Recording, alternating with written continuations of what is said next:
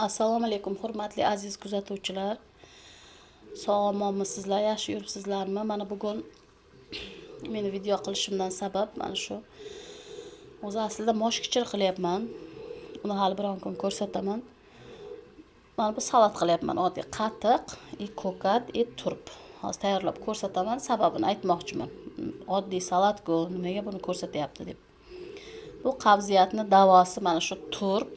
Turpni men o'zini yeya olmaganim uchun salat tayyorlayman.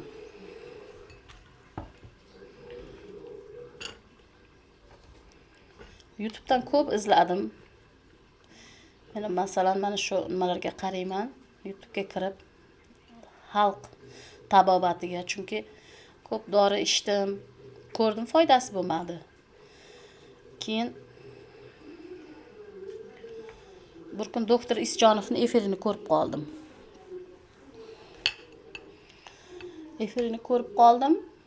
Turpni foydalari haqida gapirdi. Mana shu jigarni, gepatozini, yog'ini eritadi. Mana me'yoriga tushiradi oshqozon ichakni. Keyin qabziyatni davosi dedi. Tayyorlab ko'raychi deb ko'rganimda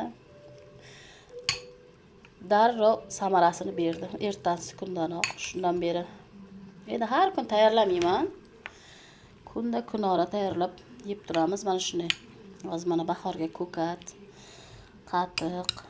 Hozir bozorlardan topsangiz bo'ladi turpni. Kam bo'lib qolgan-ku, lekin ko'proq olib kelib qo'ysa bo'ladi.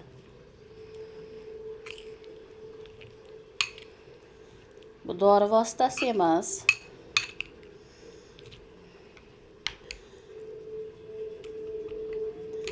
O'sha qiynalib yurganlarga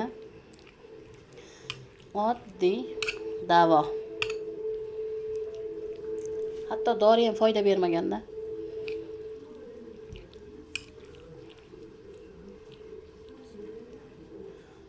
Tayyorlab yeb ko'ringlar. Mana oddiy salat. Bemalol ovqat bilan tanovul qilsalaring bo'ladi. Hammaga rahmat, sog' bo'linglar.